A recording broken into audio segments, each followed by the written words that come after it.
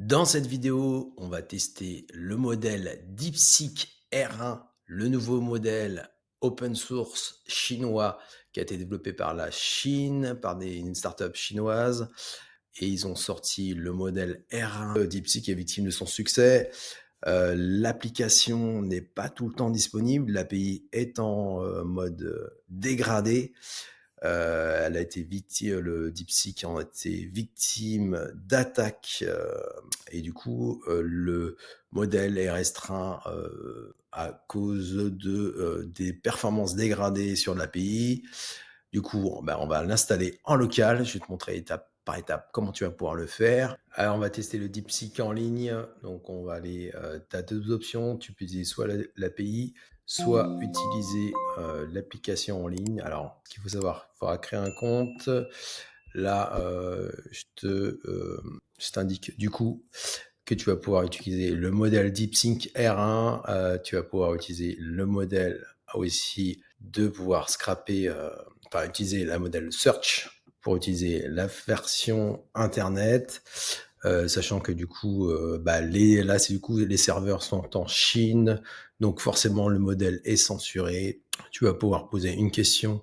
Alors, pour te prouver que c'est effectivement, c'est le cas, il suffit de poser la question. Peux-tu me dire la situation à Taïwan? Est-ce que c'est sous contrôle chinois? Et là, tu vas voir qu'en fait, le modèle, euh, il va pas pouvoir répondre à la question.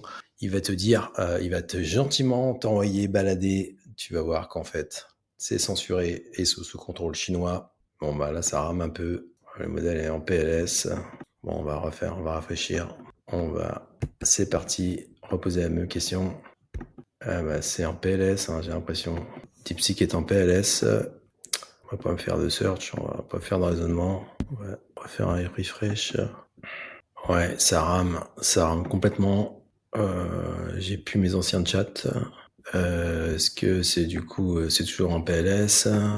Réunifier un collectif depuis le 29 janvier, c'est toujours en cours, c'est dégradé. Donc c'est pour ça que du coup le modèle local, le faire fonctionner en local, c'est quand même une bonne option. Je te mets ça, ouais, toujours en PLS. Bon, ça y est, tu vois qui m'a répondu et tu vois qu'en fait, désolé, ce n'est pas dans mon objectif. Let's talk about something else. Quand tu lui poses, si c'est contrôle chinois. Donc, on va faire un new chat. Les API de DeepSeek sont pas disponibles. Donc, tu as possibilité d'utiliser hyperbolique. Hyperbolique, du coup, tu as $1 si tu t'inscris de clé API. Tu vas pouvoir utiliser le modèle DeepSeek auto-hébergé sur leur serveur. Moi, j'ai déjà un compte. Tu vas pouvoir utiliser les différents modèles. Avec Hyperbolique, je te montre ici, tu as les modèles. Et tu as le modèle DeepSeek R1. Tu vas pouvoir utiliser en API, tout simplement. Donc, moi, j'avais un modèle DeepSeek R1 avec l'API ici. Voilà. Donc, je vais récupérer la clé API. Bon, on va l'installer en local. Je vais te montrer étape par étape comment tu vas pouvoir le faire. Pour ça, tu vas aller sur LM Studio, lmstudio.ai. On va télécharger donc ce outil qui va te permettre de tourner le modèle DeepSeek en local. Là, tu as différentes versions. Donc là, tu peux l'utiliser sur ton Mac. Il te faudra la série M. Moi, j'ai un MacBook Pro M4, la nouvelle puce d'Apple. Donc, ça devrait pas poser de problème pour pouvoir l'installer. Mais normalement, sur un M1, ça devrait passer aussi. Tu as aussi la version Windows et la version Linux. Donc là, je t'invite à cliquer sur Download pour ton Mac. C'est parti. Donc moi, j'ai déjà téléchargé. On va récupérer le LM Studio. On va l'installer. Tu vas voir, je vais te montrer les étapes clés. On va l'installer. Application. Voilà. Ça te fait 1 giga 41 sur ta machine. Application LM Studio. Ouvrir. OK. Et voilà. Donc là, LM Studio est lancé. On est parti. Get your first LLM. Et nous, ce qu'on veut effectivement, il nous propose de lancer directement le DeepSeek R1 distillé Queen 7B. Apparemment, c'est du coup... Alors, ce qui est bien, c'est qu'il t'a préconisé, il a testé ta machine, il te dit le modèle 7B qui pourrait convenir sur ta machine. Donc on va l'utiliser, on va downloader donc ça fait 4,68 gigas. Sinon, tu as possibilité de télécharger différents modèles. Je te montre, tu fais skip onboarding. Si tu veux pas ce modèle 7B, tu peux du coup utiliser le modèle que tu veux. Tu cliques ici sur My Model. Tu as la possibilité, My Model, voilà. Ici, là, tu peux chercher en cliquant sur Mission Control. Tu as possibilité du coup de chercher les différents modèles que tu veux. Donc, on va aller R1, DeepSeek R1, DeepSeek Queen. T'as différents. T'as le 7B, t'as le 8B. Donc, t'as le 8B en fait qui fait 4,882. Queen 7B. T'as le modèle.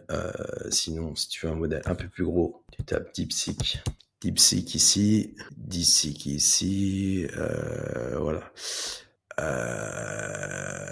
T'as le modèle Distill Lama 8B, le 14B, DeepSeek. Voilà, ici, tu as les différents modèles. Donc là, tu as le 7B. Si je veux voir un modèle 70B, voir.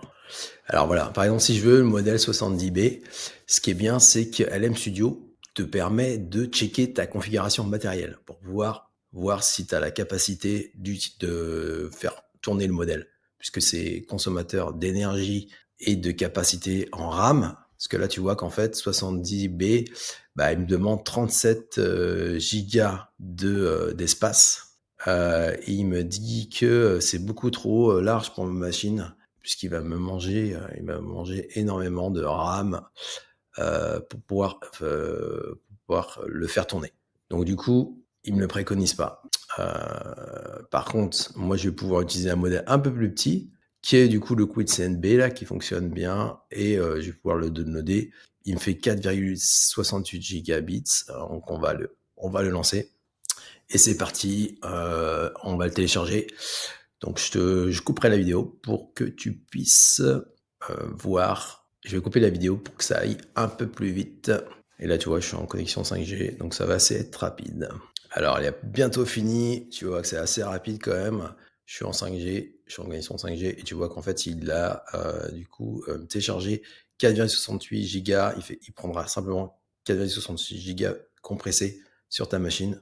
Voilà, tac. Donc là, il l'a downloadé à 100%. C'est parti. On va pouvoir du coup le downloader complété. Et là, tu vas pouvoir cliquer sur Load Model pour charger le modèle directement dans LM Studio. Tu vois qu'il est en préchargement. Et on va pouvoir du coup l'utiliser en local. Donc là, sans connexion Internet, tu vas pouvoir l'utiliser. Alors, je vais lui poser Hello. C'est parti. Et tu vois qu'en fait, il m'a bien répondu en l'espace de 0,3 secondes. Et bon, on va lui poser une petite question. Donne-moi des idées d'applications que je pourrais créer pour un micro SaaS. Allez, c'est parti. On va envoyer ça. Et là, qu'en fait, tu vois que le modèle de raisonnement, et là, tu vois son raisonnement. All right, the user asks for ID about application. OK. Donc là, il me demande, donc il va raisonner. Donc là, tu peux lui poser une question en français, mais lui, il va raisonner en anglais puisque son modèle de base a été pré-entraîné en anglais, mais il va te répondre en français puisque tu lui as posé une question en français. Il va te faire la propre. Et tu vois qu'en fait, c'est du temps réel. Ma machine, tu vois qu'en fait, il me répond quand même de manière assez rapide. Je suis assez bluffé pour ces premiers tests. C'est intéressant. Tu vois que le modèle quand même est assez performant. Alors, il m'a donné des idées. Système de contrôle automatique.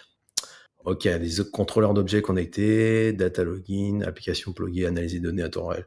Ok, automate rapidement. Il est sur une plateforme de créer des automates sans coding.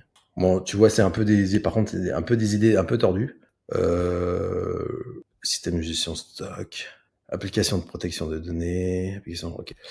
Ok, donc c'est quand même pas mal. C'est quand même pas mal. On va faire stop. Alors, on va lui demander, peux-tu me donner des idées de micro-applications à coder pour une application web? Peux-tu nous aider de micro-applications à coder? Tout simplement, plutôt. Donc là, tu vois que c'est bien le modèle DeepSeek R1 Distill, ok. On voit sa pensée. Bon, l'utilisateur a demandé des idées d'application pour un micro SaaS. Je lui ai fourni une liste fairly générale. Donc là, du coup, il me répond, il pense en français maintenant, cette fois-ci. Maintenant, c'est bon, tu peux lui fournir des idées micro-applications et sans qu'il veuille plus de détails sur ces applications. Ok, tu vois qu'en fait, c'est également. Donc, tu vois qu'en fait, tu vois comment il raisonne. Je dois aussi tenir compte du niveau d'exigence, bien qu'il ne soit pas spécifié. Je suppose qu'il est solide dans le développement. Donc, c'est le cas dans l'application. Enfin, je vais vérifier si toutes les idées sont pertinentes pour un micro SaaS. Alors, voilà, merci les applications de compteur circuit électronique. Ok. Ouais, c'est beaucoup trop spécifique, là, ce qu'il me demande. Application de protection des systèmes de données. Ok, bon, bah, il est parti un peu du coup, en SaaS très technique. On va faire stop. On va démarrer un nouveau chat. On va lui demander donne-moi des idées d'applications que je pourrais lancer. Je suis novice en code. Voilà. Cette fois-ci, on va voir comment il pense. Ok, l'utilisateur est novice en coding. Alors, et du coup, il va chercher sur des choses intéressantes. Calculateur app, une to-do list app. Ok. Donc là, tu vois qu'en fait, son modèle de raisonnement, c'est bien, tu vois, il va me répondre en français parce que je vais poser une question en français. Alors, application du Steve Snake, notre jeu qui est vraiment populaire, où tout le monde fait des vidéos là-dessus. Calculatrice simple, liste des sheets, to-do, application des to-do list. Bon, c'est le petit modèle, donc forcément, il n'est pas aussi performant que O1, mais ça te permet de l'utiliser en local sur ta machine. J'ai une mémoire simple, ok. Application de ticketing, ok. Ok, application de gestion de budget personnel, c'est pas mal. Donc tu vois, l'utilisation est très simple. Ok, donne-moi d'autres idées plus originales. Donc tu vois qu'en fait, le modèle, quand même, c'est très intéressant pour l'utiliser sur ta machine, puisque t'as pas besoin de connexion Internet, voilà, t'es complètement autonome. Là, ici, tu as les ressources. Là, tu vois qu'en fait, il m'a pris 4 gigas de RAM. Il me prend 4 gigas de RAM. J'ai 3% du CPU utilisé. Donc, tu vois qu'en fait, il te met aussi le contexte. Donc, parce que le contexte, en fait, c'est ton contexte Windows, t'es limité à un certain nombre de tokens pour pouvoir que le modèle comprenne les questions et les réponses sur la même fenêtre, sur le même fenêtre chat. Donc, tu as la possibilité, si tu veux remettre à zéro, de créer une nouvelle conversation, un nouveau chat. Donc là, tu vois, c'est 27% full. Alors, on va voir qu'est-ce qu'il nous donnait comme d'autres idées. Application de simulation de récit et une équipe de robots.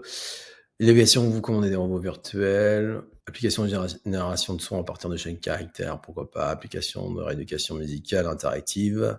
Application de génération de musique à partir de données personnelles, pourquoi pas. Application de simulation d'un ballon dans une course. Ok, application de détection de son sur l'application de gestes avec OpenCV. Ok, donc tu vois qu'en fait, c'est des sujets assez techniques. Donc là, on va partir sur un nouveau chat. Toi qui es là, du coup, 55% full. J'ai dépensé 2286 tokens sur le contexte Windows de 4096. Et tu vois que si je fais un nouveau chat, toi, que le contexte Windows, c'est 4096.